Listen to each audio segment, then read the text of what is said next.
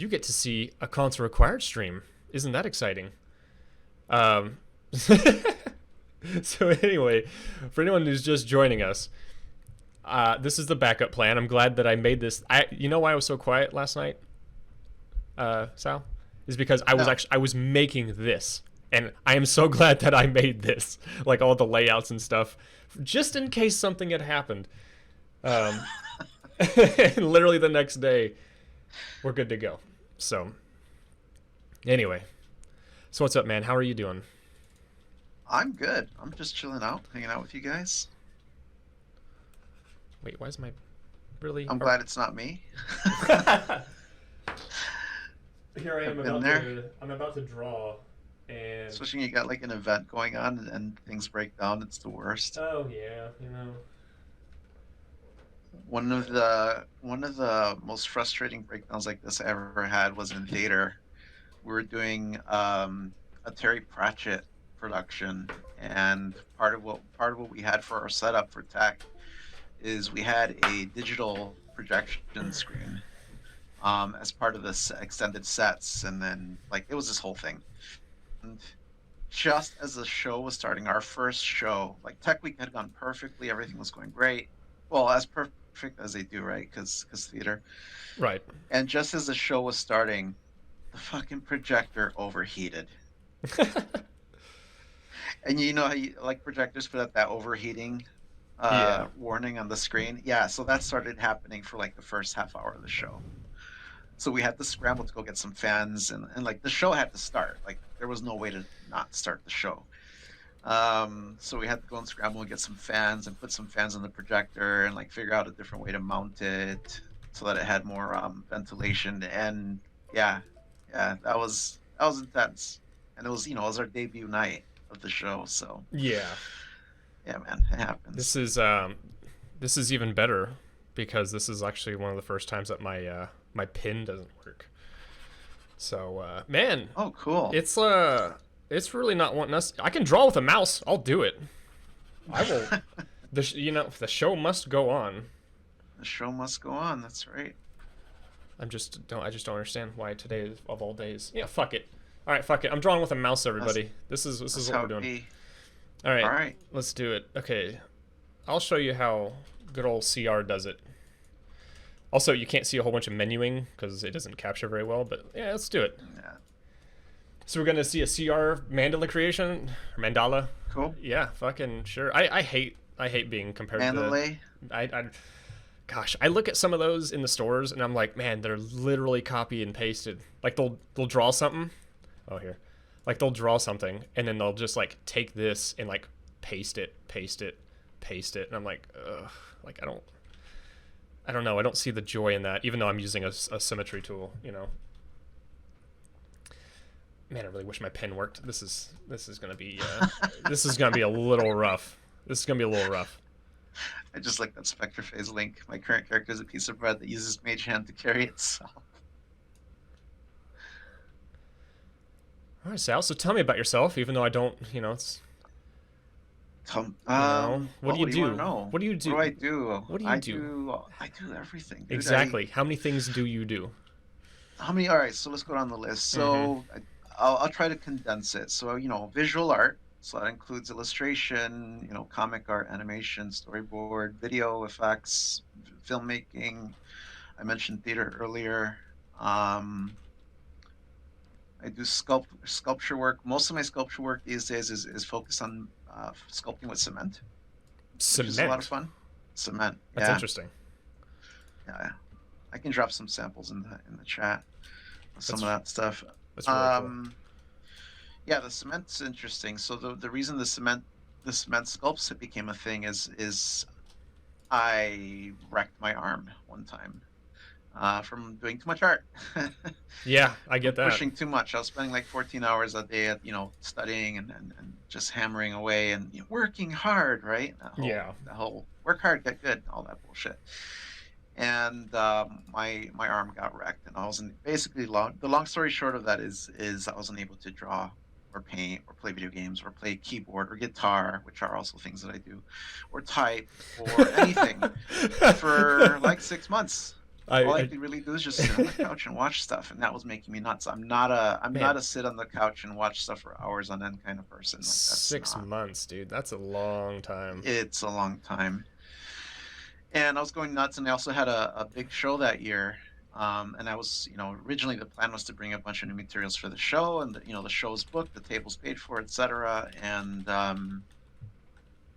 was like, well, I don't know what to do. And at the time, we were working on the garden outside a lot, and working. It started off with working with hypertufa.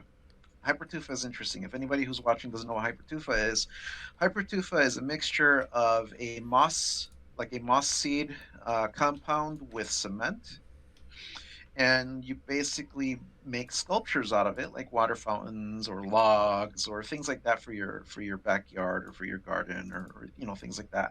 And what happens is the moss eventually grows through, and it grows out of the cement, and you get like this nice mossy rock sculpture kind of effect, like a chia pet, basically.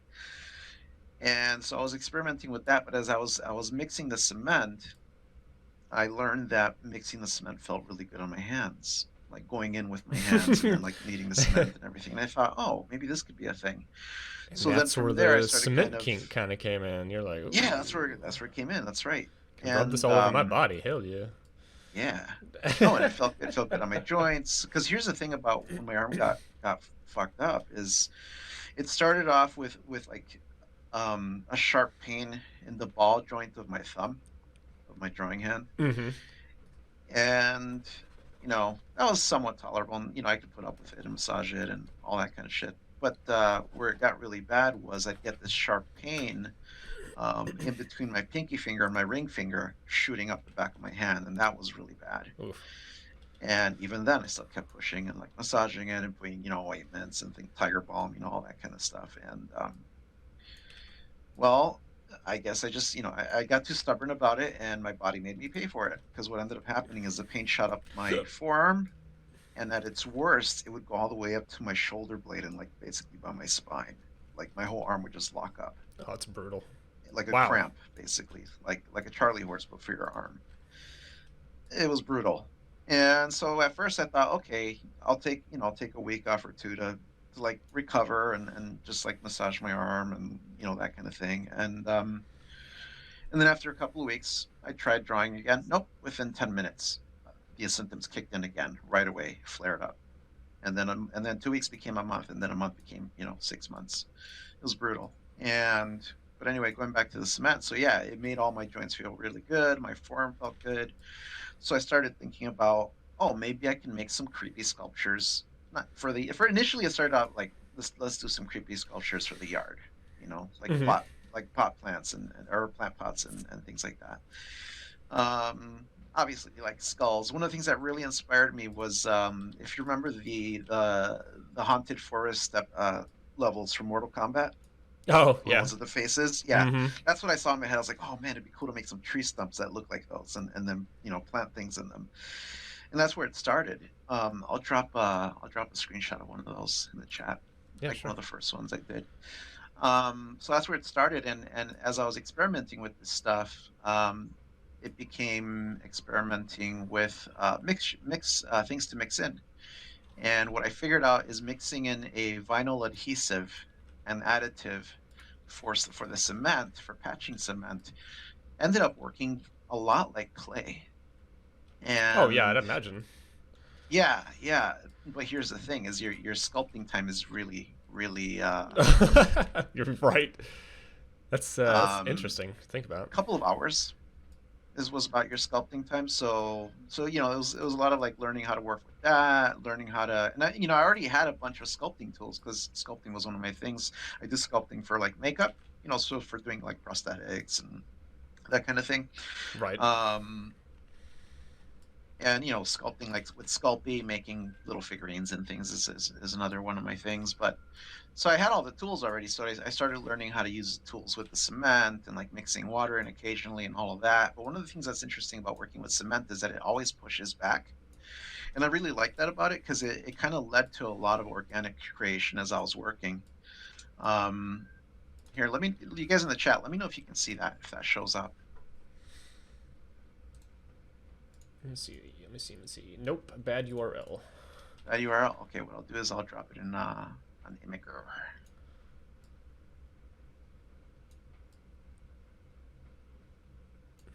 Yeah, when you work with cement, are you just not able to keep adding water to it, kind of like clay, or is it just You eventually kind harden? of can, but like you have to figure out the timing for it. Because what happens is the water starts drying up, as the cement starts hardening, and you can spritz it with water or dipping your tools in water as you're working with the cement. Also, if you want to get like really smooth, like a really smooth surface, that's a thing to do. Yeah. Um, but eventually, like if you do it too much, your cement starts breaking down, obviously, because it's too Oh, much right. moisture and it starts, crumbling and it starts becoming like really frustrating to work with. And at that point, you're kind of left with the recourse of adding more cement, which can become a real nightmare because then your cement starts getting lumpy. Hold on a Ah. second. I'm loading these pictures up in the Imgur, and I'll link that Oh, yeah, you're good. Imgur thread in the chat. Just doodling away, man. Yeah, I'll be Norm doodling as well here in a bit. I shared my normally, screen on our Discord chat. yeah. Normally I have music going, but for the sake of the interview, I'm like, I gotta refrain. All right, let me know if that works, you guys. Let me message Az really quick. So that was the first one. Okay.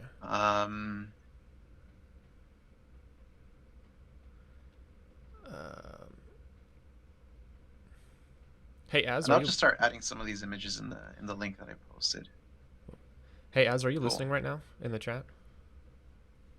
No, I can't tell. Yeah, I can't tell you there. Anyway, so that's where the whole thing started. Is that sculpt and that's a big one. That's about a 60-pound sculpt. It's about, I want to say it's about 18, 19 inches wide, about 22 inches tall. That thing looks awesome. It's fairly big. Yes. And now it lives by the shed out back, and it's been there for that long. It's like 6 years now, I think it's been out there. So I started making a bunch of those, and I just had the idea, okay, I'll do these for the show, for the convention. And I ended up doing 12 of them, and believe it or not, all of them sold out on the first night, which was kind of nuts. Oh, wow. Yeah. This one, the one I'm about to put in the link here, one of the co-founders of Pashi Airbrush, the airbrush company, he owns that one. He bought it on the first day, like within half an hour of me setting up. I was like, oh, there's something here. That's really cool. So they became a thing. They became a thing that I now do regularly. But I also really enjoy the process. Part of the reason I really enjoy the process is because I have to work quickly. I can't like noodle around too long. I have to be decisive. Sometimes I design them beforehand. Sometimes I design them as I go along. Like, kind of like when you're noodling, like you look at a lump and you're like, well, it kind of looks like this and it kind of looks like that, and you start kind of extrapolating from there. Right. One of the ones that I'm about to post is inspired by Doug Jones. Doug Jones was at the show that I was at, and it was nice to see Dougie again. So this one was dedicated to him. He liked it. He saw it immediately. He's like, "Oh, it's like Billy, the character that he played in Hocus Pocus." I'm like, "Yeah, it's exactly like." Oh, Billy. that's funny. That's hilarious. Yeah. Hey, Mother Turf, how's it going, bud? Great. If you guys ever get a chance to meet Doug Jones, go do it. Dude, if I get the chance to meet anybody, I'm kind of down for that. Yeah, for anybody who's just coming in, we kind of had like tech issues earlier, so I'm filling in with art of my own. So, and I haven't streamed in like years and years, but yeah, I can manage. I'm not one to really like. It's not that I don't enjoy streaming. I just prefer to play like the director role. It's a lot more fun for me. Yeah. You're doing fine. Am I doing okay? It's almost like you know how to talk to people or something. Oh my goodness, it's amazing. Basically, I just blabber, and if they are like, "Hey, he's pretty cool," then I'm like, "Okay, I'm doing a good job, thank God." Discovered yet. Hey, 467. The Earthlings don't know I'm here yet. Yeah. So the last two I posted, the Jason Voorhees one, with the hockey mask on it. That one was actually signed by Kane Hodder, and it was auctioned for a charity called Scares That Care. Wow. They work with children's hospitals and stuff. But That's very yeah, cool. yeah. So I started getting more like, experimental, instead of just kind of like doing skulls and like tree trunk looking things. I started doing different things. Um, let's see what some of the other neat ones. Started getting into metallic paint jobs. That was fun. I did an Ultron inspired one. As I'm talking, I'm just dumping these in the link. So if you guys want to keep looking at the ones I'm talking about, just look at the link. This one's very much Warhammer inspired. This one lives on the kitchen counter. The last one I just linked. It's got a very Warhammer kind of look. Warhammer, Warcraft, that kind of deal. And that one also has a metallic paint job on it. Pictures don't really do it justice because cameras aren't great for capturing some of that stuff. But let's see. Oh, I did a Freddy Krueger one as well. Unfortunately, I don't have too many pictures of that one, and that one's gone. Pretty much all of them, like, always sell. I think I only have 6 of them left right now. Somebody just rang my doorbell. What kind of day am I fucking having right now? Seriously. Who? I didn't order anything. Who is at my door? I'm sorry, I'm busy. Not answering my Might be door. Gelf coming to like sort out your computer problems. Oh, that's at Az's. That's not my house. Oh, okay. No, yeah. Clearly, I have the superior technology. Here's another Jason Voorhees inspired one. Started off as a zombie, but I just kind of lent into the Jason Voorhees thing. It looks like Jason Voorhees is Jason Takes Manhattan when he's got the mask off. When you see his face and he's all like burned by the acid in the sewers. That's kind of what he looks like. No, you're good. Come in. It was my lovely wife. Did you ring the doorbell? Yeah, I did. Big dork. Okay, so basically, I'm gonna tell you what happened. So Az and I were like just about the stream. We have Sal on right now, and Hello. all of a sudden, his computer just dies right when we start. Oh no. So I was like, I'll take over and I'll interview Sal and I'll just doodle or whatever. So here I am. I was like, we had a whole bunch of like tech issues, and then I heard the doorbell ring, and I was like, okay, what is going on today? Hi, Sal. Hi. She can't actually hear you, but yeah, he said hi. He's really nice. You come in, get in the Discord and chat with us. You mean in the Twitch? You mean here? Oh, I sent you the You sent me the Discord? Yeah, I sent you the Discord. Come on in. Okay. Or I'll drag you in and you can come talk to Sal. On over. Okay. We are completely improving everything today, so you know what? May as well just keep it going. Okay, I'll be there in a minute. So what do you think so far, not Sal? as- What do you think of this? Are you watching? I'm watching on and off. Yeah, I'm digging it. Are you just doing it with a mouse then? Is that what you're doing? Yes. Nice. Yeah, I basically just have like a symmetry and like line corrector. So like when I draw like a squiggle, you'll see it snap. You're just like, whoop. Thank you, Spectre Faye.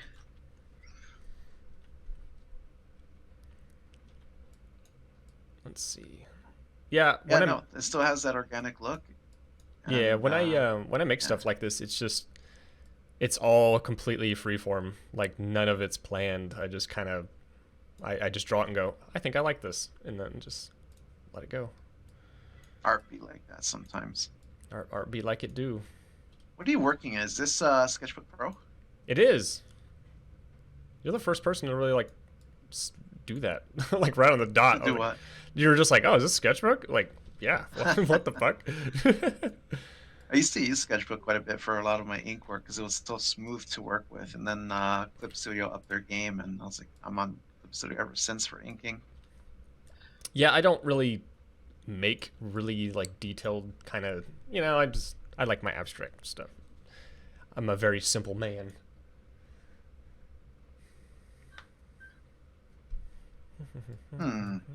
Spectre Face says that the link is only showing one image. Let me. Oh yeah, maybe need Mandy. to Like finish it. nobody knows what Sketchbook Pro is.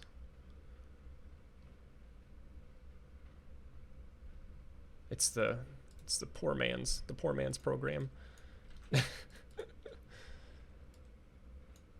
God, I wish my pen worked. Let me go see if I have another battery. maybe it's just dead.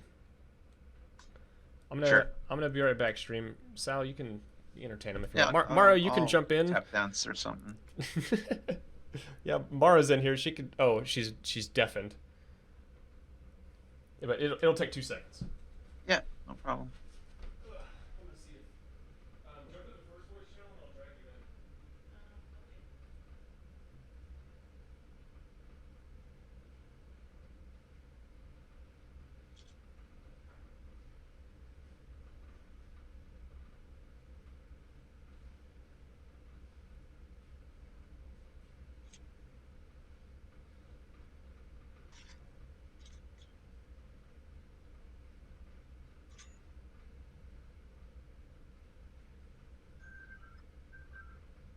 Let's see. Maybe Imager was just being a beep.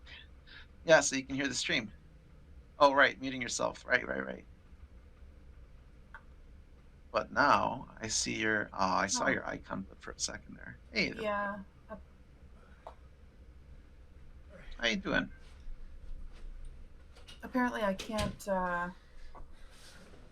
I can't just turn on my mic. I have to turn on my headset too, so I'll have to mute the stream for the moment. Ah, okay. I'm doing So how have okay. you been for the Having a last good day. 12 hours? Okay. Whew. Been a good day. All right, I'm back. Welcome back. I think the tip of my pen is just straight up broken, which sucks. Oh. Yeah, because the new battery didn't do anything. Oh man, how lame. A new battery in the pen? Yeah, the mono. This is like the. Oh, you're using monoprice? Yeah, I'm using Okay. not like a super cheap monoprice, but yeah, they're. Mm. I mean, this is a 5-year-old freaking set, so it's got a lot of wear and tear on it for sure. So, anyways, Mara joining us. Oh, hi. Yep. Yeah, Oh. I did. Hi. Hello. Hi. Oof. Hey. Turn you down a little bit. Everybody, this is my lovely wife, Hot Slice. Hey, Hot Slice. Hey. Good to hear you. Good to hear you. Sorry, I just got off work, so I'm a little drained. Had to drive like 30 miles in traffic and car wrecks and fun stuff. Good times. Good times. Ugh, yeah, fun times. Let's see. In the meantime, I have to draw a. I'm doing a comp for a monster cupcake for a client. They're working on a tabletop RPG game called Monsters of Merca, which sounds really wild. I'm not entirely familiar with the property yet. I just know that there's going to be candy-based monsters, but it's like full-on leaning into very Sam Raimi kind of horror. Oh, nice.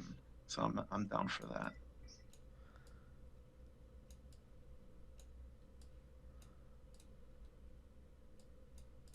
Let's see. I'm like hyper focused. Here I am, like supposed to be doing an interview and shit. God, we're just so winging it today. I'm so upset that the fucking shit just didn't work. It's fine, man. There'll be other times. Yeah. Like, still, just a little. Well, Mara and Hot Slice couldn't ask me questions. How about Oh God. So basically, Sal does everything from making music to making statues of people. I don't know. He probably People. does that. I don't know.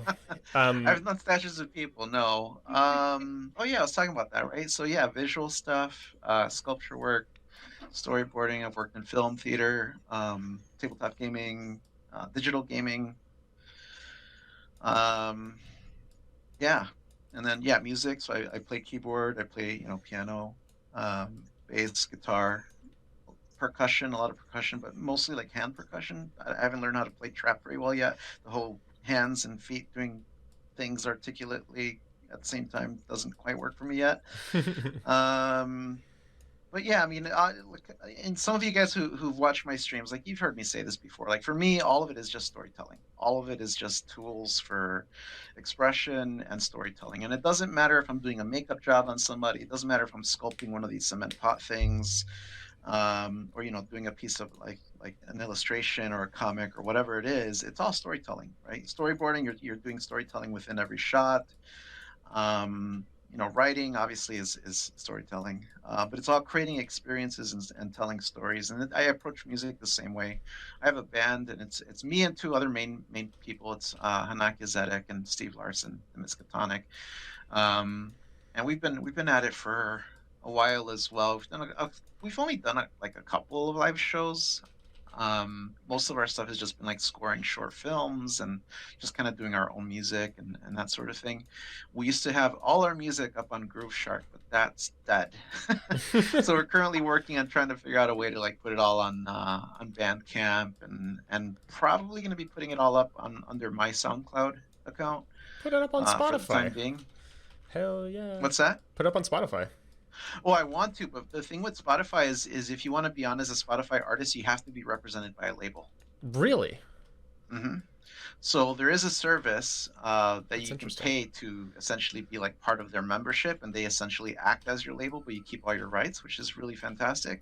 What if Um, what if Nexus Dungeoneering is just like your label, just so you can get on there? Like, yeah, just we don't care. Just do you we're his do you guys do label. that? I don't. I brought that up. I don't know. I don't actually know how it works to be an actual label. But if all you need is a company to say that we back you, then yeah, fucking go for it. You know. I think you have to be registered somewhere for that. But yeah, I mean, Probably. look into it. Let me know. Like if that's a thing, we can talk. That would That's be cool. that's an off-stream conversation to have. But yeah, Oh shit. no, I'm Oh. open for that. But other than that, He, yeah, I'm he gonna be jumped on looking that real into quick. that. I was like, oh, I was not ready for that. Oh, I'm saying we can talk. I'm not saying yes. Send me the contract. Let's go. Oh my. Oh Um, my. you know, Music producers. All right. music producers. Yeah, no, the whole thing. Well, one of my long dreams has been to basically build a creative multi-service studio company. Yeah, that would be very cool. Offering everything, but also building our own in-house IPs, and also working with upcoming emerging artists on helping them develop their own IPs or do their Kickstarters or any of that thing, with where they retain ownership and the company gets like a percentage or something like that. But that's been a dream for a while, and it's hard to find the right people to do that kind of stuff with. I definitely For feel so it. many reasons. For so many reasons. But also logistically, like it's got to be something that can be sustainable, and that's also really hard, right? Because it's hard to be sustainable as an independent contractor slash freelancer. So it's a long game kind of thing, right? But that's something that I've been exploring with a couple of other artists for a little while, and we'll see if it can happen. We'll see if it can happen. Deadbeat cousin. We can we actually did a podcast right when Spotify podcast kind of opened up to everybody, and that was actually really cool. Although it was kind of annoying to keep up with. The views for podcasts really just aren't really there unless you're like you already have a name kind of established. Yeah, and you have to be doing it for a while. Yeah.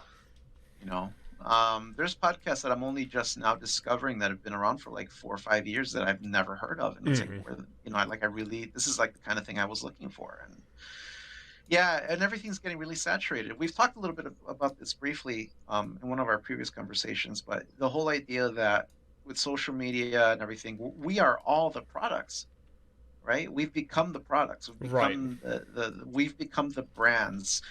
And also on social media, just due to the nature of how these networks operate, they want people glued to their platforms. Whether it's Twitter or Instagram or Facebook, they want you on there. And if you create content that makes you popular, of course they're going to boost you because of the fucking algorithms and all that. And I hate the algorithm thing. I really hate all that.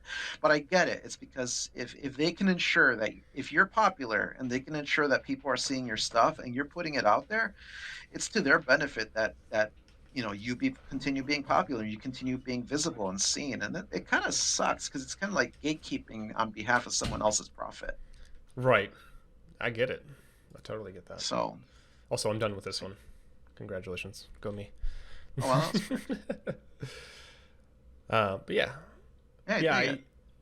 Yeah, I mean, when I go on Twitch and like look for like different streams and I want to find like artists and stuff, I always look towards the bottom because again, like the way that everything is just structured is, like, yeah, everybody knows all the famous people, but like there are some like really awesome people that are just, you know, that don't have very many followers, or like maybe they just don't push it as hard or whatever. But, and you know, it's honestly how I ended up here, like right where I'm currently at. Just, I love finding new people. Even Mara was like, oh, you would totally like these people, they're so cool. I'm like, yes. Yes, bring them to me. Yeah, find all the cool people.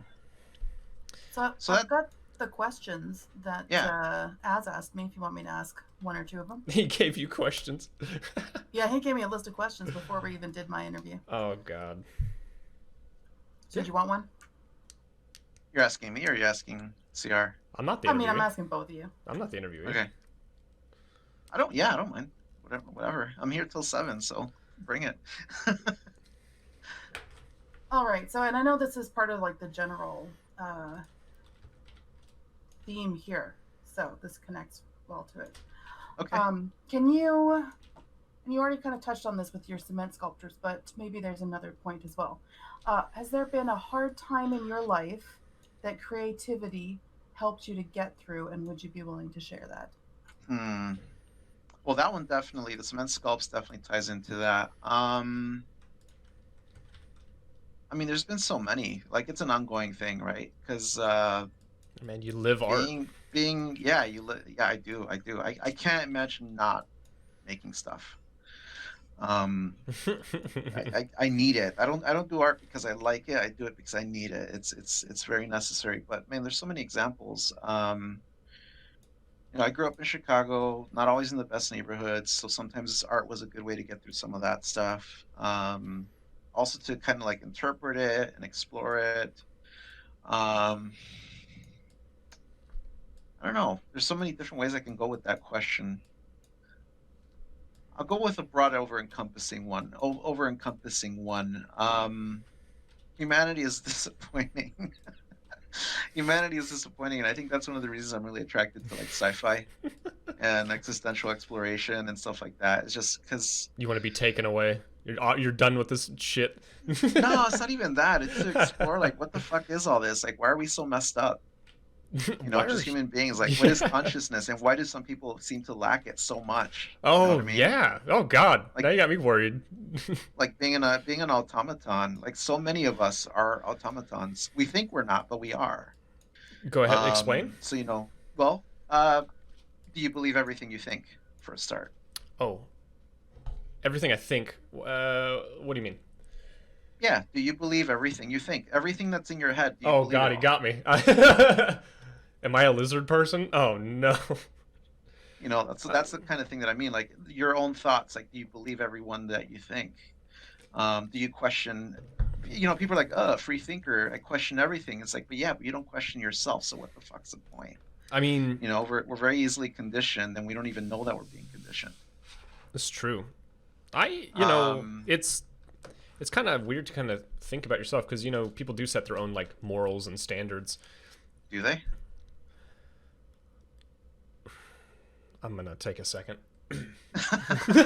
That's good. That's good. I like that. I like that. This is what I do, man. So like, you know, the whole like the name, like the DarkCloak and all of it kind of just comes from this. It's my obsession with exploring what's underneath everything, not taking things at face value. And you know, one of my common thematic elements in my work is horror, right? Monsters, creatures, horror, body horror, you know, weird sci-fi shit, cyberpunk stuff. Mhm.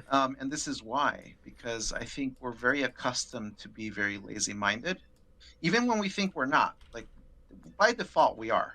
Like, human beings, we're very lazy-brained animals. We assume that once we know something, you know, we kind of just stop paying attention in a way. Like, how many times have you been doing like a familiar commute to work, or you know, to a place you've been to many times, and then all of a sudden you notice something new, and maybe somebody's with you who's also on that commute, you know, with you frequently, and you're like, oh, when did that get put up, or when did that store open? And they're like, dude, that's been there for like 8 months, and you just never noticed it before because Man. you're really only seeing so much of what's in front of you Honestly, at any given time. that's a very rare occurrence for me. I'm very aware of my surroundings when I drive. See, that's what I say. But Yeah. stuff like this does happen. Well, yeah, it definitely does happen. I'm not saying I'm the most aware, but yeah, it's definitely a little bit rare. Oh my! Yeah, don't get Trumpy on me right now, dude. I'm one of the most observant, probably more observant than anybody you've ever met. My before, eyes, probably. my eyes are the biggest eyes. My eyes are the openest eyes I ever eyed. I'm trying not to laugh, but I'm fucking trying to draw with a mouse. You ever seen the joke, or not the joke email, but like that kind of like psychological meme, I guess we could call it, where they have the jumbled up letters where like the beginning of the word and the ending of the word are what they're supposed to be, but everything in between is jumbled up, but somehow you can still read it because your brain is kind of like associating the number of letters and the way that the letters are arranged, and you can still read it. You know what I'm talking about? Yeah. Yeah, like that kind of thing. I know all select about that. I've protection. read it once, so I don't pay attention to it.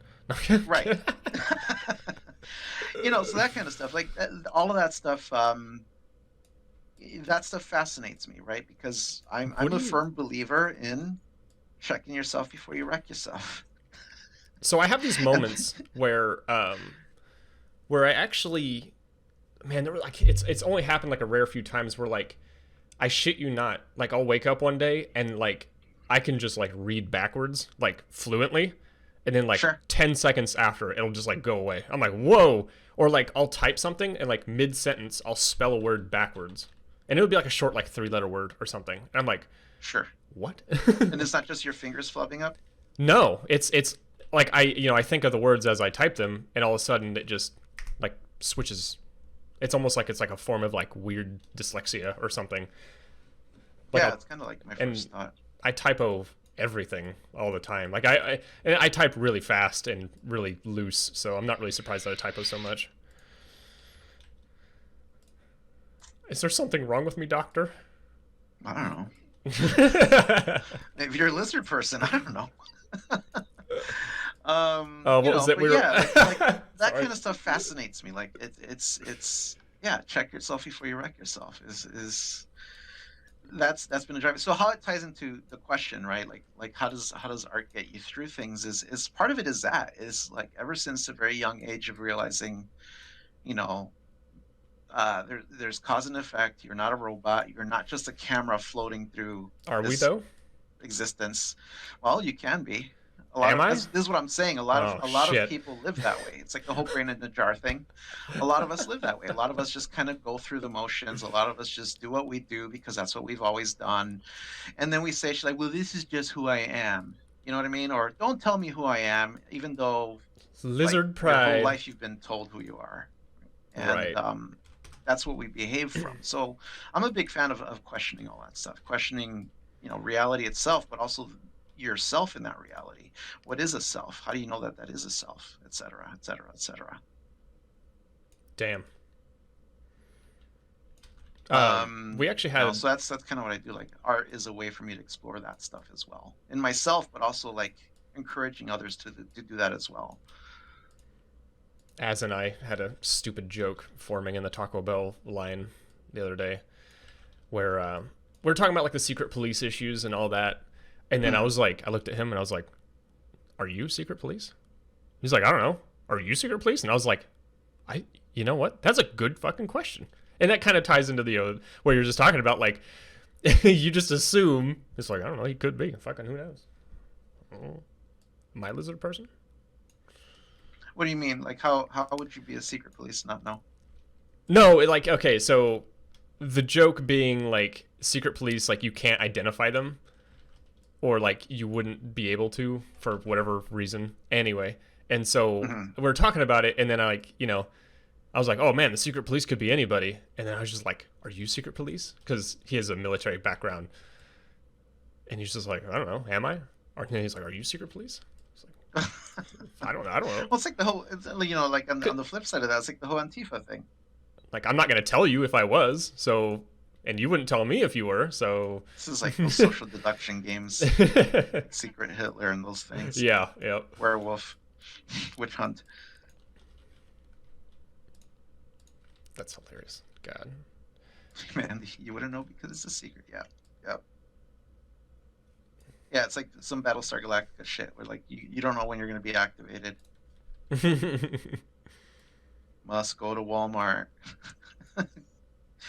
camouflage outfit, drive to Oregon, or whatever. Or that moment when you answer the phone and it's yourself. Nope, I don't want that. I actually did a short film about that.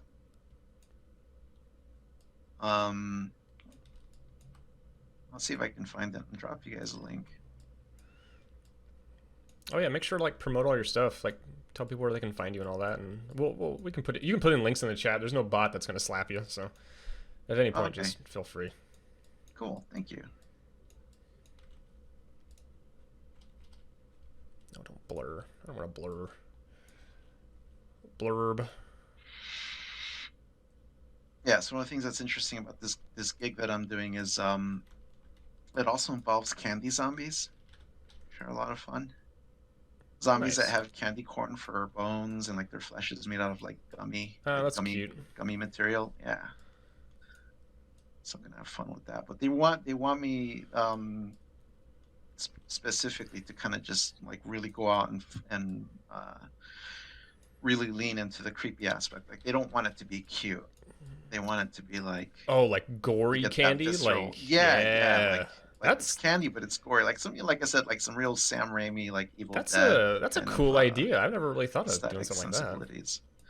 Yeah, I could see why they were excited to work with me on this project. 'Cause I've been talking to them since late last year, and I thought that gig fell through, but it sounds like they were just doing like everybody else, doing a lot of readjustments and things because of COVID and all of that. Oh my God, Mandy, yes, please do. Candy zombies. Yeah. Stay on Nexus. How do you like to lose sand? No problem, Hot Slice. I can prattle a lot. Do I got what? another question for you. All right. Can you define a time in your life when you've been in a job or profession that is not necessarily directly created to art, but where creativity was of benefit to you? I have two. So one, I used to work in insurance. I used to work in the insurance sector, particularly the mental health and substance abuse side of insurance, for a couple of years, and that was interesting. I did initially. I started just like as a customer service rep, dealing with people's questions and giving them their benefits and all that stuff. But because of the fact that I worked in the mental health and substance abuse side of it, I talked to a lot of interesting people, both care providers, but also patients and things like that. And man, I heard some crazy stories. But weirdly, that required me to one really lean into empathy, like dealing with folks who are having a hard time or unusual times, and having to navigate their problems, and sometimes finding creative ways to talk to them and connect with them to get them what they need. But more so, once I started, I got elevated to the claims department, which is where you start investigating claims, or like it's like forensics, but for paperwork and insurance and stuff like that. And it sounds boring on the surface, and I thought, okay, yeah, just desk job, and it's going to be boring. It was actually a lot of fun because I got to put that part of myself to use that way, in terms of like figuring out storytelling and the story of something. And that's how I treated the cases that I would work on. I treated it like I'm putting together a story, and I'm trying to figure out, who's who, what are their motivations, why, what do they want, what are they trying to do, and that helped me do my job really well. But also, like, again, really observing people and paying attention to where they're at, and what they're about, helped me service them in the claims department as well, which is really weird. One of the probably one of my favorite examples of this is we used to have one of those very well-known customers who called all the time and was that customer who would always threaten legal action. Apparently they claimed to know the governor. Apparently that was true. Oh. Yeah, and so they'd be that customer. They would call and throw their weight around and cause problems for the people on the phone, and everybody hated getting this person on the phone. And lo and behold, I'm working in claims, and sometimes if a customer calls and like, no, pass me off to somebody else, right? Like they can do that. And eventually she called. She was really upset. She wanted her call escalated to claims, and she got me. And immediately everybody's freaking out. She was threatening to call the media and like the governor and like all this stuff. And I answer the phone, and I already know it's her because everybody's standing up and like, oh my God, who's got her? Who's got her? Who's got her? Like, oh, I got her. And a couple of the supervisors come over to my desk, and it's like, like basically Handle it. ready to talk to her if they need to, hoping they don't have to, but if they need to. And so as soon as I answer and stuff, she's like fucking yelling at me, right? And I'm like, okay, hey, Echo, and like I just like greet her, and but I greet her like nothing, like there's no big deal, like this happens all the time, like it's I see her every day kind of thing. And I, in a way I kind of do, because it's like that foreboding presence that was always looming over the office. I just greet her like nothing. And, she kind of got taken aback. And I was like, hey, so, if you stop yelling, I can hear you. I'm here to help you. So let's figure this out. I kind of treat her like that. And she's really frustrated. And it's like, yeah, I know it's frustrating. Like, man, like it's a lot of paperwork and all this stuff. And I'm just like leaning back in my chair, just kind of swinging back and forth. My supervisor's like looking at me like, oh my God, like what the hell? And I'm like waving my hand like it's fine. And she's, she's frustrated. She's freaking out. I'm like, well, tell you what, why don't you just like make yourself a nice cup of tea, get your tea, just sit back, relax, breathe. Let me handle this. Let me do the hard work on this, because I'm the one who's got all the information here. So you tell me what you have. I'll look through what I have. I'll go talk to whoever I need to talk to. You just sit there and wait, and I'll help you out. I'm here to help you out. Like that's my job. That's literally my job. And she's like, oh, okay. I'm like, did you get some? Like I'm literally like coddling her and handling her through getting herself a cup of tea. I'm like, do you like tea? She's like, yeah. I'm like, well, what kind of tea do you like? And I started talking to her about tea. And my supervisor looking at me like, what the fuck are you doing? And I'm like, it's fine. And like, she gets herself her tea. She sat down. I'm like, you got your tea ready? He's like, yeah. Like, you have a nice book or something you can read? Like, just while I do this, because I might be a while. Like, I want to do a really thorough job on this, but I might be a while, and I want to do a good job for you, because this is frustrating. It frustrates me too. I like things being orderly. And when I said that, she went, yeah, me too. I was like, yeah, we're going to get along great. and I was like, you got your tea? Like, yeah, okay, well, let me deal with this. So, I kind of go through a thing. A couple of times I just put her on hold just for the hell of it. And she's looking at me like, what the fuck are you doing? And I'm like, it's fine. You're like, let's see how far we can take this. Well, not only that, but I'm like just treating her like a person, right? As you should. And, I'm there doing my job, and I'm getting paid anyway. So like, whatever, right? And the sooner I get her, done and sorted out, the sooner she's going to be off the phone and not be yelling at people, right. Myself including. And I did all the thing, and the call took like maybe half an hour. I had her on the call for about half an hour. And not only did I go and get all the information for her, but I also told her that she was wrong, and she ended up thanking me for it. And, and so after that, she started asking me by name. And she sent a letter to the office, to the managers and stuff, to say, this is the first time anyone's talked to me like a person, and from now on I only want to talk to Sal, blah blah blah blah blah.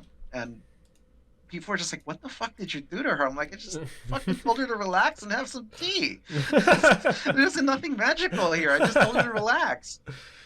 And yeah, and but again, it's like that creative storytelling, kind of like slipping into, in a lot of ways, it's like a performance, right? Like whenever you're dealing with people, you are kind of, especially in a customer service position or something like that, you're slipping into a performance aspect, and that is creative. To me, that is creative, because your job then is to try to figure out where they're at, what do they need, what are they saying, what are they actually saying, and then how do you like channel yourself into like know your audience, basically. Oh yeah. And another big piece of it that helped me, I think, especially with that situation, is my big philosophy in life, and it has been for a long time now, is really simple. and Spectre Faye, you've heard me say this so many times. My philosophy in life is everybody poops. And in Nuh-uh. parentheses, it says, especially me. Never forget, especially me. Everybody poops, especially you, and you, right? And that's it. That's it. Everybody poops. Life is short. Everybody poops. And, one day this all ends and the rest is all details. And that's kind of how I navigate all situations. This is why I can talk to celebrities. This is why I can talk to difficult customers. This is why I can talk to almost anybody. Yeah, I totally agree on that because I would say I'm the same way. Like you just talk to people like they're people, and everything will work out just fine. I mean, they're just people. Part of it is like respect, and part of it is like empathy, and part of it is in a lot of ways irreverence. Irreverence helps a lot, but not in like that douchey, disrespectful way. Like, no, like it has to come from a genuine place. Well, and, yeah, you can't just spew stuff. You actually have to try to connect with them. Yeah, exactly. That's like when like people in like Nexus like Dungeoneering, they're like, oh my gosh, like how do you connect with all these people? I'm like, I just ask them. Like I just talk to them. That's like when I got into in your stream for like the first time. I was just like, hi, I'm new here. Mm-hmm. How's it going? Yeah, that's it. I mean, it's not like a big secret or anything. It's just, know how to talk to people. That's it. Which is weird because I'm kind of like a weird outrovert introvert. Like I can ambivert. What's it called? Ambivert. Ambivert, like ambivalent, ambivert. Gotcha. Or like ambidextrous. Right. Yeah. I was picking my teeth when I said it. That's probably why it didn't sound right. Yeah, like I could sit silently by myself doing whatever for hours and hours and hours, but like if I'm hanging out with friends or whatever, like I'm totally down. Yeah, and I have my moments. Like, for example, at parties, I can be one of two people. I can be the one making sure everyone's having a good time, or I can be the guy in the corner just kind of observing and watching everybody, especially if I don't know a lot of people. Absolutely. Excuse me. So that's kind of it. But in terms of creativity, like I think that's one of them. The other one too is the work that I did before I went into art full time, as a freelancer. I worked in the advertising industry for about 10 years. I worked in software and advertising. I did a lot of stuff. It was a small company up to big things, big solutions. I did creative directing. I did UX, UI, project management, product management, a little bit of marketing, user stories, QA testing, like all this stuff. I worked very heavily, with development cycles and things like that. And it wasn't my favorite job. Like there was a lot of times that I did creative stuff, but it was kind of like doing mock-ups for advertising or graphic design for billboards, or like a lot of it was in the outdoor industry. And what was interesting about that job, and this is like a big lesson, I guess, that I learned from it, was once I started working in game development a lot more, especially when I went full-time freelance, where I was able to do that, more in a more concentrated way, I realized how much of that job experience applied directly to video games. And I was kind of horrified because I was like, fuck, video games are just basically project management all over again. Fuck, like I tried to get away from this. But it also, it also opened a lot of doors for me. It also just kept reinforcing one of the lessons that my parents always drove into my head, which was everything you learn in life is useful. Everything you learn is good for you. And that everything that you don't know is going to cost you something. I like that. I like that. That's good. Yeah, and that's a big one that my parents drove in is that idea. And so in a lot of weird tangential ways, advertising has been very relevant, for me as an artist, especially as I'm building my own stuff and all of that. But the project management in particular has been very, very useful because it's taught me to ask the right questions from clients. It's taught me to to manage projects, not just my own projects, but like projects that I step into. Mm-hmm. Especially if I'm collaborating with other people, like I basically just go into mode with that, and that's been a surprise. That's been an unexpected surprise, and I'm actually like, even though I hated the situation I was in and all that stuff, I'm actually grateful for it now because it taught me a lot of that. It served me in theater a lot. It served me in film, um, and and again, it just goes back to that whole thing where it's like it's all storytelling. It's all just creating experiences. It's all just creating a cohesion. You know what I mean? Yeah, Hey, Beth. absolutely. Oh, it's Day Dragon. Hey, Insurance so and advertising. we had some technical difficulties, so I've been drawing. This is my third one now. I've been doodling my own stuff.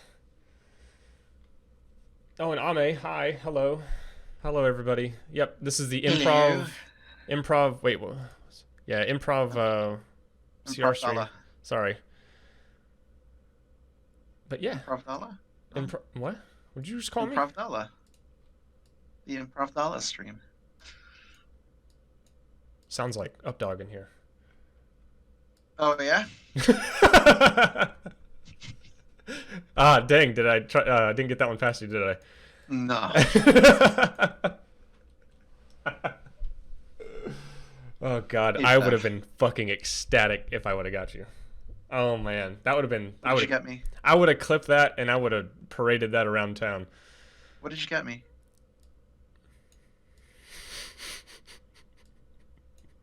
Listen, you just said you got me something. No, I said I was gonna get you. No, you said you got me something. Oh, you were going to get me. What do you want to get me? I got you friendship, right? Oh, that's cool. I like friendship. Friendship's good. Good, because you were about to sound real Friendship. picky and I was about to get real upset. Friendship. It's magic. Yeah. Yeah, so advertising and insurance, Sal's Dark Past. Yep. Yep. I've led a really weird and bizarre, like, even to me, like, when I try to look at my life objectively, like, man, I've had a really fucking weird life. Done all sorts of weird stuff, been in all sorts of kind of crazy situations. And honestly, like, all of it helps you be a better storyteller. All of it helps you be a better writer. If you're willing to observe and be curious and just appreciate the world around you and the people around you, the good and the bad, yeah, all of it can inform the stories that you tell and the characters that you draw and all that, performances that you capture. Like, that guy's an asshole. Oh, he would be great in my next book. Basically, yeah, yeah. Or at the very least, like, if you're working on yourself, because we're our own greatest, works of art in a lot of ways. If you're working on yourself and shit like that, if nothing else, it's a cautionary tale of how not to be. It's true. It's very true. One of my favorite, like, what's a proverb, I guess? I don't know. It's like the whole thing about, like, if somebody cuts you off in traffic, right? Mm-hmm. And like they piss you off, like, that fucking asshole, and like all of that stuff, and now you're salty, you're having a salty drive to work, all of that, and like I'm having a bad day, my whole day's ruined, all of that Fuck stuff. that. I'm not letting that shit ruin my day. I just Yeah, go.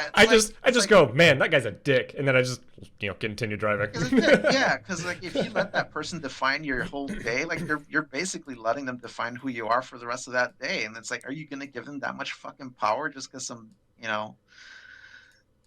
some fucking asshole decided to cut you off in traffic? Like, look at it this way: that guy gets to be that all day long. That's hilarious. And imagine the people he lives with, or he or she lives with, or whatever. Like, they have to deal with that person all fucking day long. Imagine that hell. They're like the nicest person, but they just suck at driving. Joke's on you. Possibly, yeah, that's happened. There's like a little old lady. You're like, oh shit, and she's like freaking out because she's like having trouble seeing over the steering wheel or something. Like, Oh yeah, I've seen I'm it. the asshole. Fuck. Yep. Oh yeah, I You just know. want to. Okay, so everybody just coming in. We've had tech issues, and normally I'm not the artist, but I'm currently using my art form, and my tablet also doesn't work. So, like, tech issues on tech issues. So I'm drawing all of this with a mouse. So please be gentle. Please be gentle. But anyway, yeah, Yeah. That's Yeah. kind of my take on things. yeah. So he really likes the movie Predator, and he Really like doesn't the yell at Predator. traffic. God, that's what a Oh, I good. yell at traffic. You I dickhead. yell at traffic. I swear at traffic, but it's it's like a short burst, like motherfucker. Anyway, so yeah, I just don't let it like take over my day and that No. kind of stuff. It's just not worth it. Yeah, man. I get it. I'm there. I'm totally That's there. awesome, Spectrefay, and thank you for letting me know, Spectrefay. I appreciate that. I appreciate knowing that my babbling and stuff is useful to someone out there, because I say a lot of stuff. Talks a lot of shit. I do talk a lot of shit. No, it's good to know when your expression or your manifestation has connected with somebody. That's what we're all here for. Yeah, It's connecting. that's exactly it. I'm just here to get some digits from Sal. So. That's connecting. Mhm. Oh, I mean. Look, this is why graffiti exists. I love graffiti. This is no. Are you like, talking about seriously, bathroom this is- graffiti? yeah, dude. This is All yeah. graffiti. All graffiti. Like basically, what Spectrefay just let me know is that I put graffiti on the walls of her brain. Yep. Now I'm tainted and dirty. Graffiti is a desperate cry to be noticed by an uncaring universe. Holy shit. Yep. I like the way that's put. That sounds really cool. And in a lot of ways, that's what art is as well. Is wanting to be seen, wanting to be heard, wanting to express something that you can't always put into words, or even images, or Right now I'm. This complex ideas. This line even is for you, even Sal. the stuff that you're doing right now is it's something, and you might not even be aware of what that something is. It's for you, bud. This is all for you. All right, I'm kidding. I'm just fucking. I'm here for it. I'm just making lines. That's okay. I actually haven't drawn this in a gets while, heavy. so I kind of have like the backed up ideas, not necessarily ideas, but like because all this is improv. I mean, it's like it's good to draw. It's like what was it like when my tablet was broke when the first week I moved here? I was like, I think I'll be fine, and then like a few days in, I was like, I need to draw something like right now.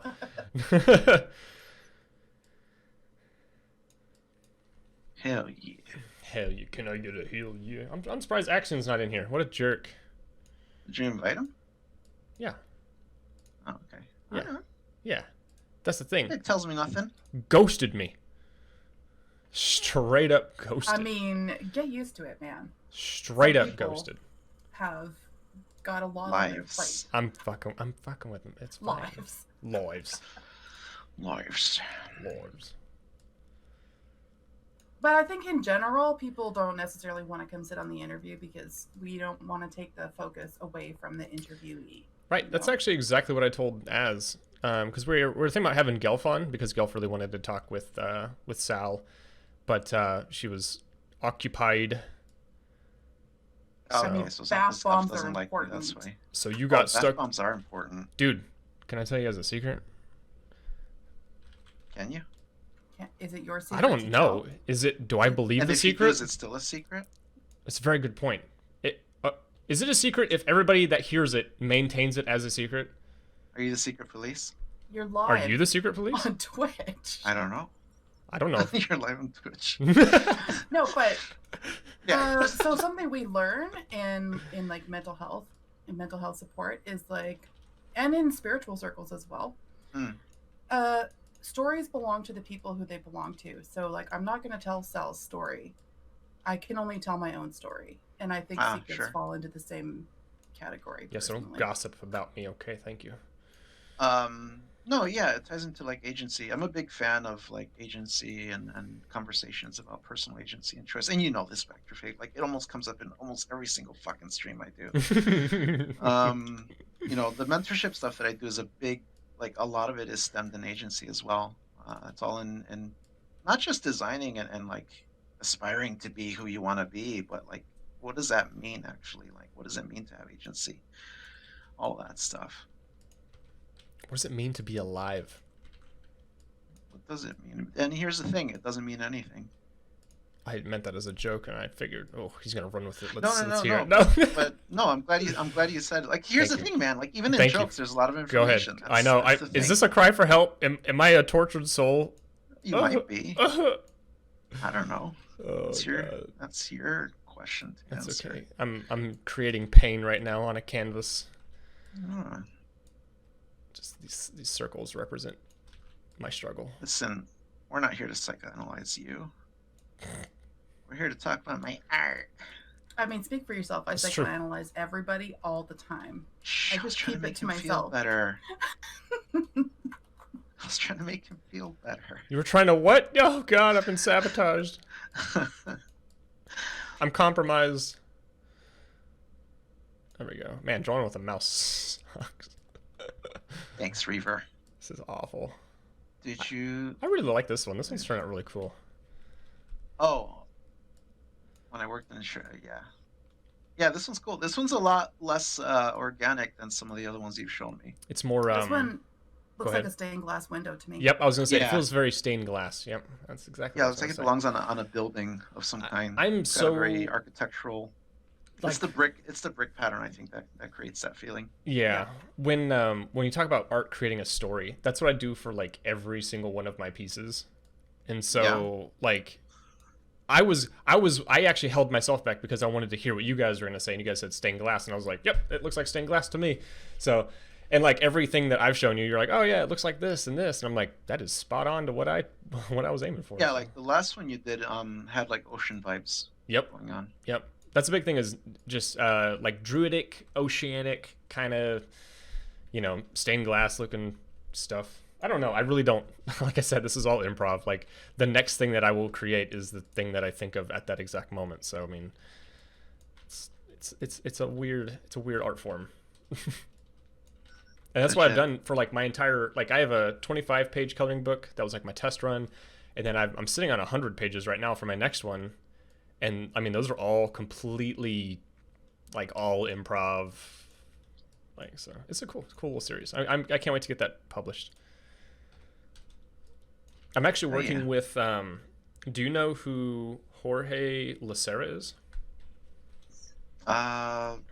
Name rings a bell. Does he have a screen name? Moniker? No. Anything like that? Lacera. He's married Thinking of a to baseball player, Megan and that's Lacera. not it. That ain't gonna be it. No, can't say I am. He is the lead artist for the BioShock series. Okay. And his wife Megan Lacera is an author, and she writes for. They made a book together recently, and she writes for shows like Unikitty and like My Little Pony series and all that kind of cool stuff, like kids shows. And anyway, so I got a hold of them at PAX 2 years ago, PAX South. And like we went to their panel, and they were super cool, and like nobody really like sat outside and nobody really asked them questions or anything. So like we hung out with them for an hour, and I was like, yeah, this is what I'm doing, and like it was like when I was just thinking about starting my first book, and he was like, yeah, you should totally go for it, and like he's like, here, just message me and we'll chat about it. And I was like, I'm sorry, what? He's like, yeah, just get a hold of us and we'll be in touch. And I was like, oh my god, that's so cool. And ever since we actually became like really cool friends, and like now I talk to him just like I would talk to anybody else. I mean, as you do, Sure. but it's he actually shared an interesting tidbit. Have you played the BioShock games? I've played the first one. The rest of them are on the list. Okay, so do you know how like List the that first shall not be spoken of. Oh, the first. is the it goes like what, BioShock 1, 2, 3, and then Infinite? No, Infinite is the third one. A third one, okay. So you know how the first two are really like grungy and dingy, and then like the And claustrophobic. and then Infinite is like bright and like vivid. He said that they ran a test and found out that the first two games actually made people so depressed that they stopped playing because it was so dingy and like gross looking. And so that's the specific reason why Infinite is actually so bright and vivid, because he That was makes like, sense. I was like, oh my gosh, that's so interesting, because like you just don't, people are always like, oh, why is it so like bright and stuff, but then you actually get the real information on it, and you're like, oh shit, like that's really cool. One of the games that I've always wished I could play is, and I know it's not like a really highly revered game or anything, but I want to play it because it sounds interesting to me. Is Fallout Brotherhood of Steel. It's I don't one think of I've the heard of first that. 3D. Yeah, it's one of the first 3D engine Fallout games. It's basically a hack and slash. It's like Diablo meets Fallout, and it's got co-op and everything. Gotcha. But the problem with Fallout Brotherhood of Steel is that the fucking color scheme, it knocks me out. I cannot play it for more than half an hour because then I'm like falling asleep. Really? Yeah, Just because it's like real yeah, dingy looking, or it's really drab. It's like a lot of yellows and browns and oh, just like greens, and it's muddy. really desaturated. And yeah, Yeah. exactly. It's really muddy, and also Fallout being Fallout. The sound is really atmospheric. It's like a lot of like desert wind sounds and a lot of like ambient, droning, like industrial noise droning and that Right. kind of thing. Oh fuck yeah, and I'm out. I'm just out, and it sucks because like I really want to fucking play. Yeah, exactly. Reaver. Brotherhood of Steel is very very brown. So brown visuals, brown noise possibly mixed up. Yeah, just knocked the fuck out. And for a while, I had the same problem with Grim Dawn. Grim Dawn would knock me the hell out. Yeah, I really tried to get into the Grim Dawn, like, because I love the type of gameplay, but God, it Yeah. was so ugly to look at. Like, it really put me off, and I couldn't put my finger on it until, like, a little bit after. I'm like, why didn't I enjoy that game as much as I did? I thought it looked good, it was fun to play, but just so gross looking. They've punched up a lot of the visuals since then, thankfully, and I can play Grim Dawn now. But it's yeah, I really struggled with that. Same thing with Path of Exile, another game like that I Yep. would really like to be able to dedicate more time to. I really got into that. It took me a bit because it was just, I don't know. I still can't put my finger on what it is, but I don't fully enjoy that game. But it's fun to mess around with. I'm sure it's related to what you just said about the BioShock games. It's like it just knocks you out. They're so droning, and like there is like Well, a yeah. depression feeling that kicks in, and it's like Well, like, I like Path of Exile more gameplay wise than like say Diablo 3, but I like Diablo 3 more as an art direction. Like there's like the muddy colors, but like there's that flavor of like reds from blood and like, the snowy mountains, and like yeah, there's splashes Yeah. of color and like the flashes of skills, partial and, lighting on things. Yeah, and that their kind lighting of was really thing. good. Yeah, and my good friend Christian was the art director for that. Really, that's so cool. Yeah, Yeah, I can't wait for Diablo 4. I'm super excited for that. I'm slightly apprehensive, but we'll see. I mean, we saw what happened with Diablo 3 on its release. I don't think that's going to happen again. But yeah, I mean, I've been a huge fan of the Diablo series ever since it started. So, I mean, why not, Same. Why not? Hello, my friends. Stay a while. Stay Listen. a while and listen. Ah, My name is Declan Cade. Star Wars. hey, Karen. Yeah, so if anybody's just joining us, we have DarkCloak on Sal. Go follow him. You can link all of his stuff. Yeah, he's a really cool guy. He does literally everything. He can build you a house if he wanted to. Yeah, I Um, wouldn't live in it though. Hey, but You're a really you can cool looking house. you can still build it though. You can still build it. But yeah, I'm drawing stuff with a mouse because our tech issues drowned us out earlier. So this is my third one, impressively enough. I'm feeling pretty good about it. Hey, I'm Karen. digging it. Yeah, we got about 20 minutes left anyway. It's If not I that gave big. you a prompt to do for these, Uh-huh. would you be able to do that? Like if what? I gave you like a keyword. It Say depends. yes. It depends. It really depends. Just do it. Just All right. go with it. Just see So what this happens. one's done. All right. Okay, so I'm we're gonna gonna give you, we'll I'm wrap gonna this give you one up. a keyword, okay, or a key phrase. Okay. Let me know when you're ready. Oh yeah, go ahead. Go ahead. I'm fixing my canvas size right now. Industrial sludge.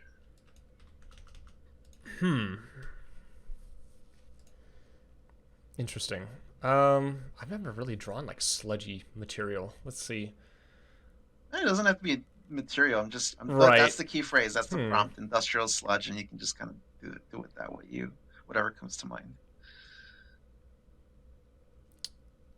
This is why I In the meantime, thrive. I'm gonna keep drawing this killer teddy bear. This is why I thrive in improv life.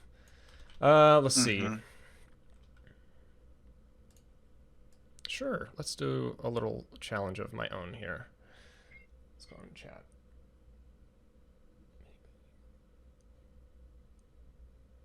Streaming. Everybody's streaming. It's the new way to connect. Streaming while you're streaming. It's not new, right? It's not new. Streaming while you're streaming. Streaming's not new. I've been on Twitch for like it's- 7 years. I mean, Yeah, I feel like it's hitting this like peak kind of peak. It's just now hitting its peak. age. Oh Jesus! Maybe not just now, but the pandemic certainly Oh, changed absolutely. the framework of it. You know. Absolutely.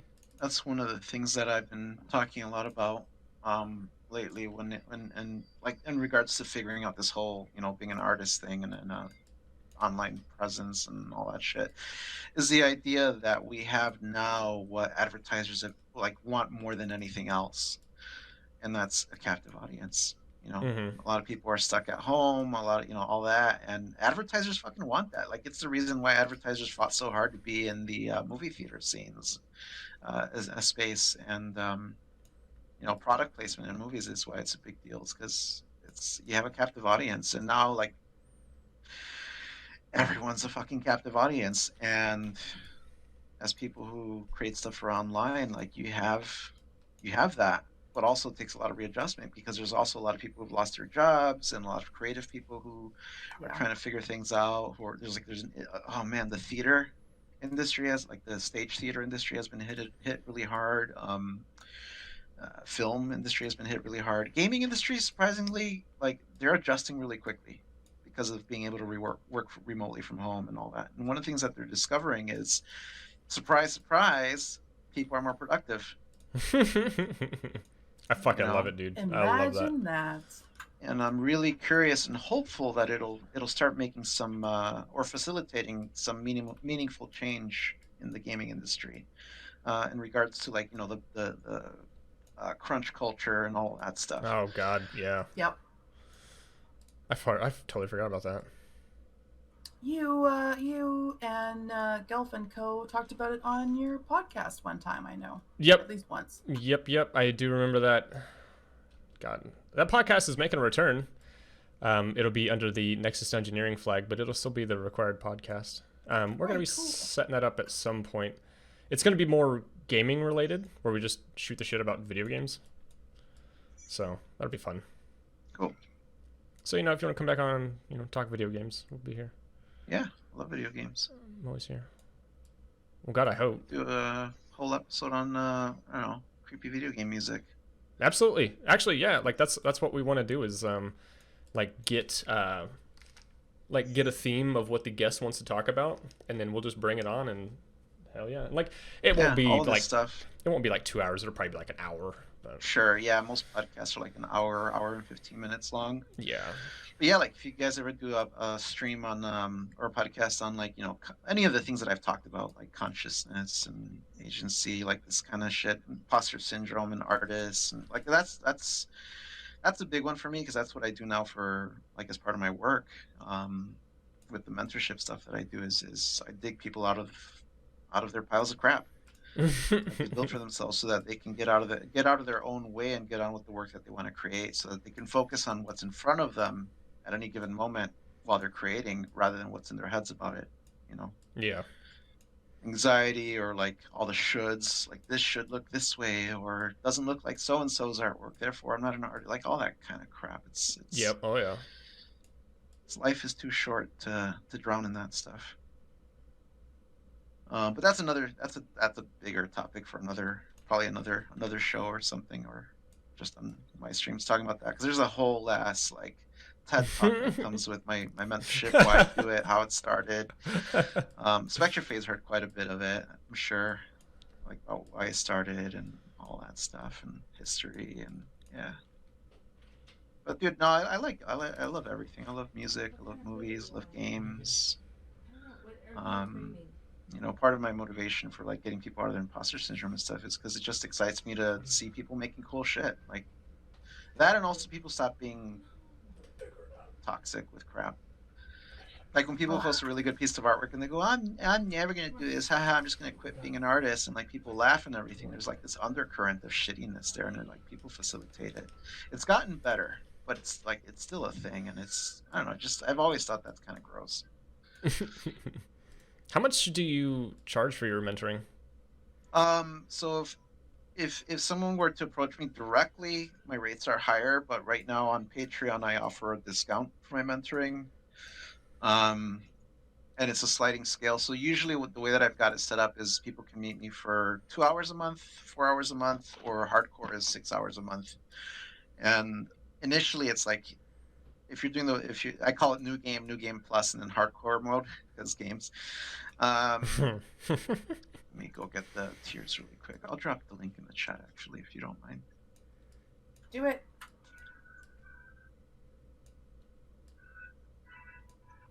I like where this is going, CR.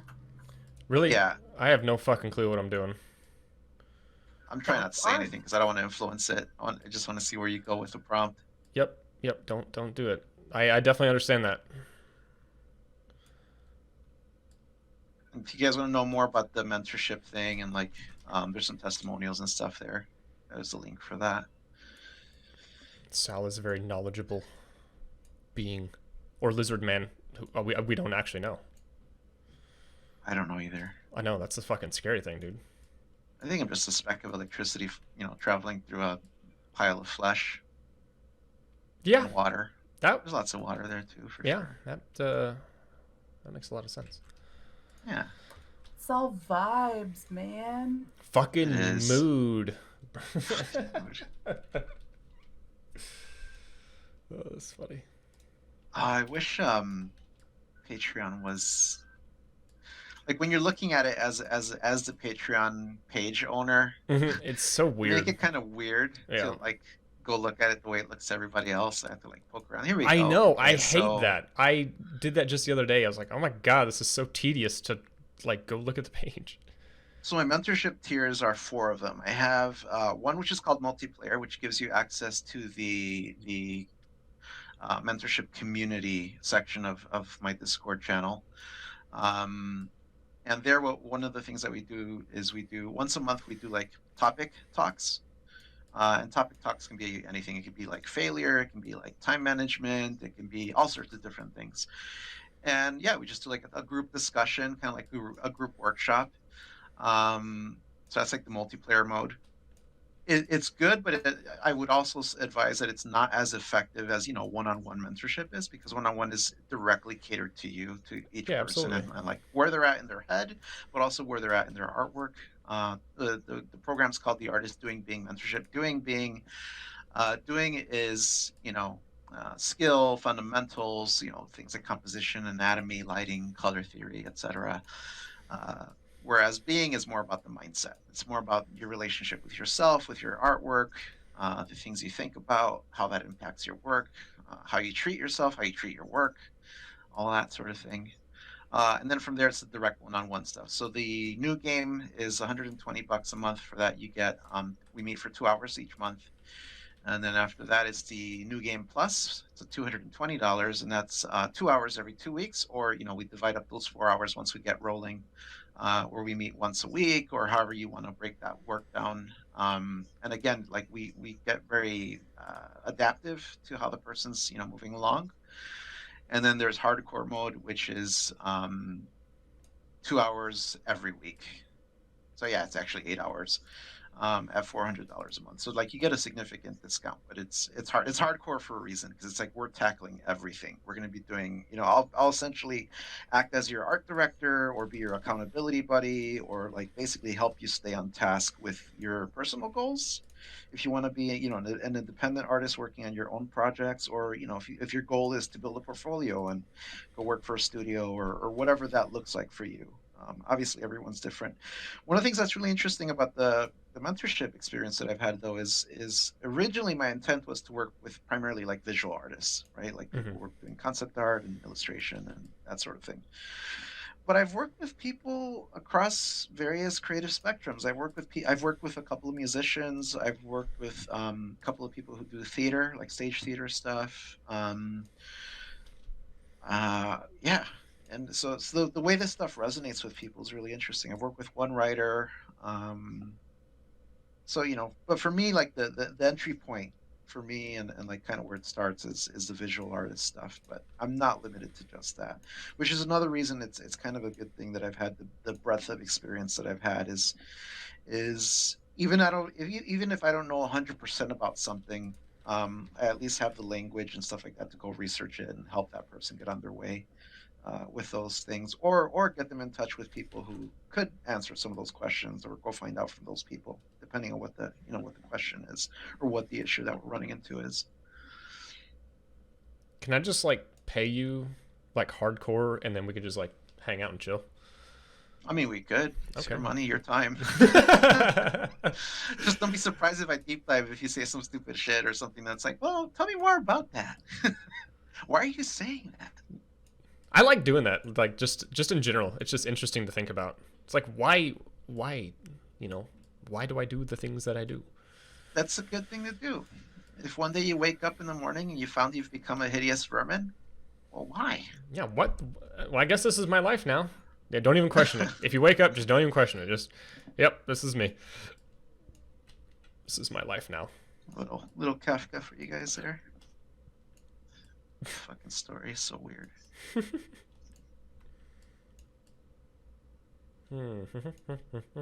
And then, of course, whenever I think of Kafka's Metamorphosis, the next thing I think of is Cronenberg's The Fly. Actually, that's one I haven't watched in a while. I need to watch that again soon. Dude, you brought up Birdemic the other day, and I keep wanting to watch that. That movie made me mad. That shit made me mad. It's such a stupid fucking movie, but God, I love that one. What's the other one that I think it was Two-Headed Shark Attack? I think that's the other one that I'm like, oh my God, why? Oh God, it's so stupid. Is that I'm pretty sure Birdemic's the one. There was a couple of them where like they shut the door and like these like little bird beaks come through the door. It's like, Yes. boom, boom, Yeah. Yep. And the bird tornado. Oh my God. I think it was a bird tornado where like somebody got caught in a swarm of birds and it was like this really bad CG skeleton left behind. Oh yeah. Oh my God. Yeah, it was There's like a sequel? Oh, I'm There was a sure. sequel to Birdemic. Yeah, there's Birdemic Shock and Terror and Oh, no. Birdemic 2, The Resurrection. Resurrection. What are they They're only, resurrecting? like 3 years apart, so.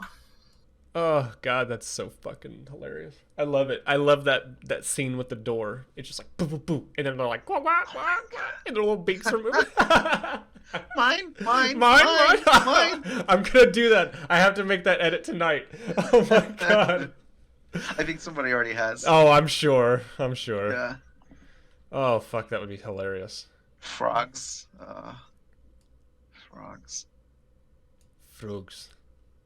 So cheesy it hurts. I mean, Birdemic's available on Amazon.ca for $0. It's free? It's apparently free. Just giving it away. Fuck, I'll take Birdemic it. special, free. And that's $0 Canadian, so it's even less than $0. they pay me to take it. Yeah, I was gonna say, does that mean they're gonna pay us to? Oh fuck, that's hilarious. Here, Risu says, if you want a ridiculous movie, watch Frogs. Yeah. What's Frogs? Is it the same premise? Just frogs? Basically. Oh no.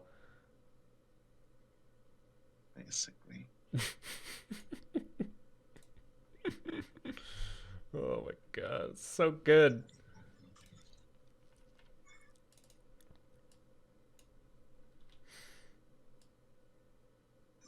Let's see. So I got my foreground zombie.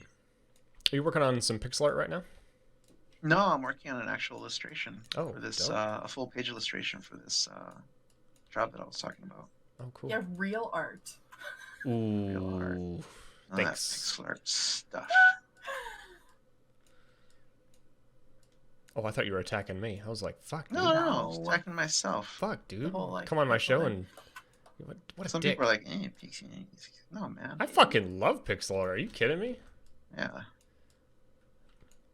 It was a joke, man. I will fight you. I'm kidding, I won't Oh. fight. A rich family starts killing the frogs on their private island, so the frogs fight back. Is that seriously like in the trailer? Like, I swear to God, if that's like Apparently so. Well, the family's in for a big surprise. Oh God. Robert. Frog's got a gun. Epidemic. Frogs. Frogs. It's really hard to do voices right now. My throat's really dry. That's all right. Everybody hydrate. Everybody Yeah, hydrate save. before you die date, as Spectre likes to say. Hydrate before you die date. Yeah. I like that. Yeah, it's you who says that, right, Spectre? Yeah, I don't know. No, I don't think so. No? Let's hydrate before you die date. I see it in my chat every now and then. She was just gonna go with it. Just take credit for it, it's fine. Fucking yeah, it's me. I do get that, like, not frequently, but every now and then someone will be like, oh yeah, wasn't it you who said this? And I'm like, no. It's like Sure, it was you. No. Sounds like the kind of clever shit you'd say, so. I mean, how can you tell the difference between me and Carrie anymore anyway? Not this again.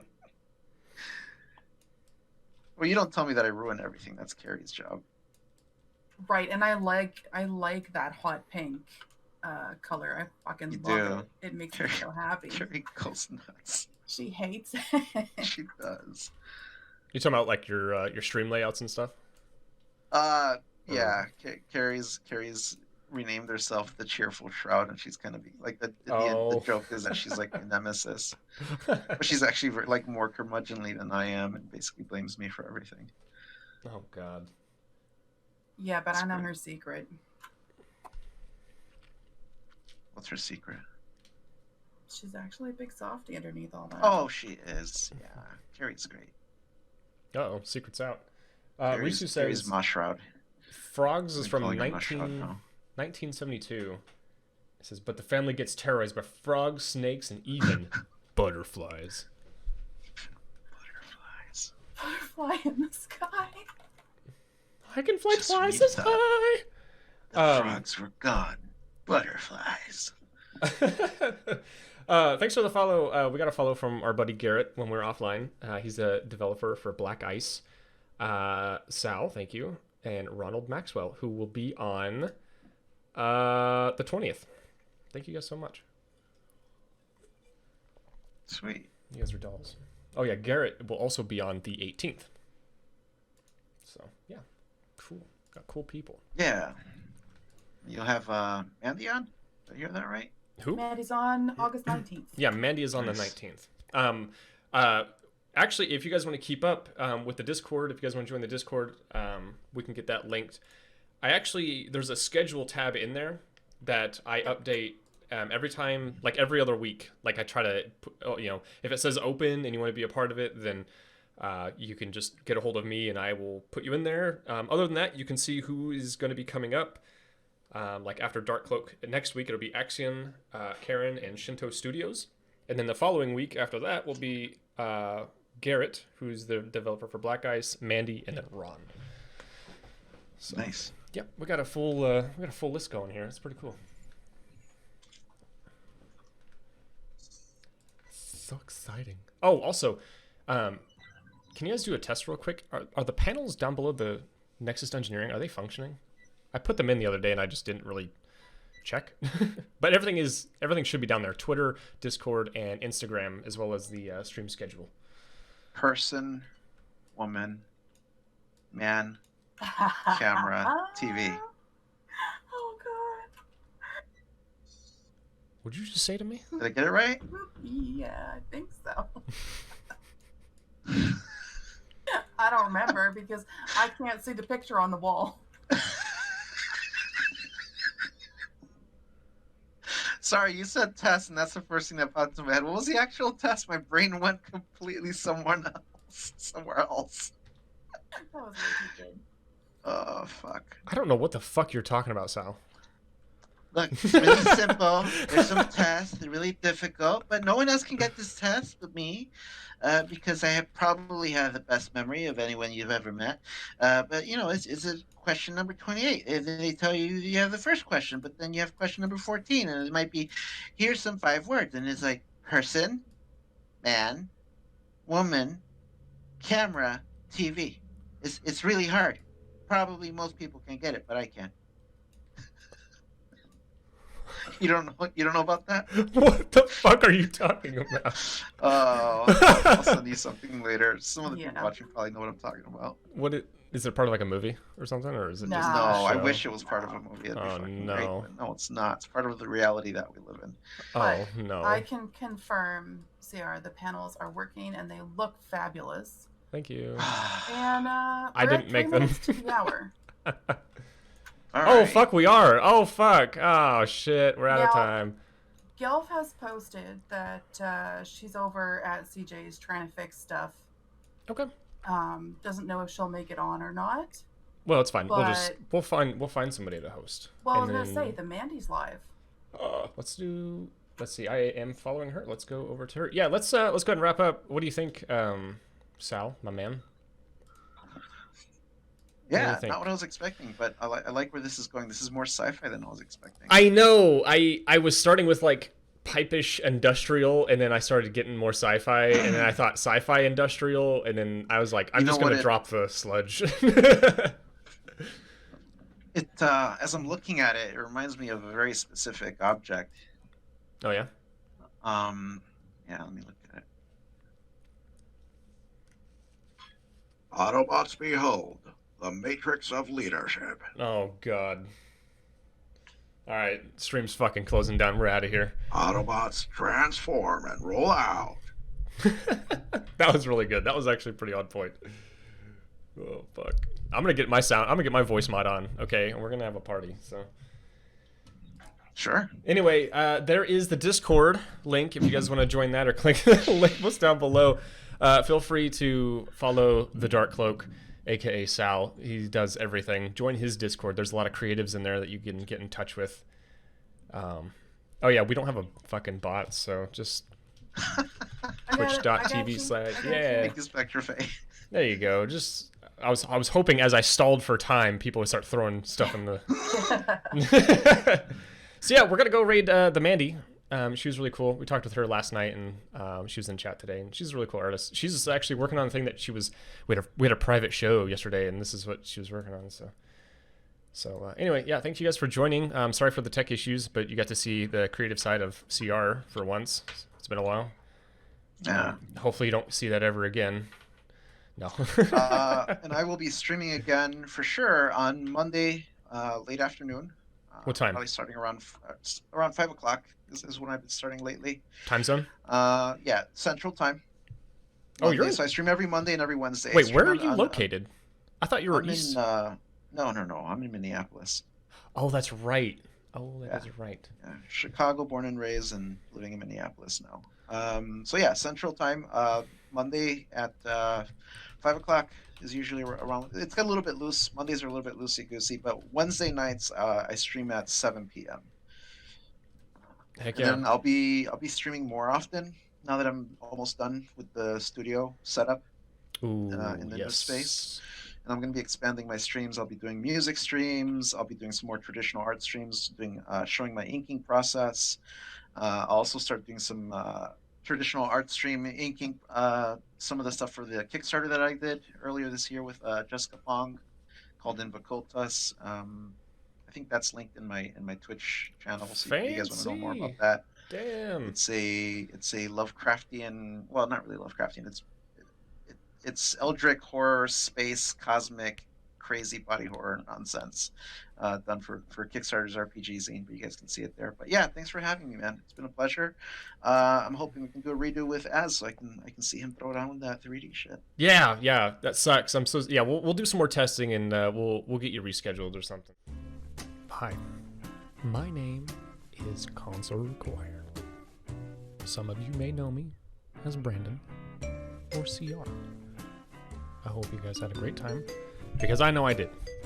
And I hope the artist did, and I just hope everybody had a really good time.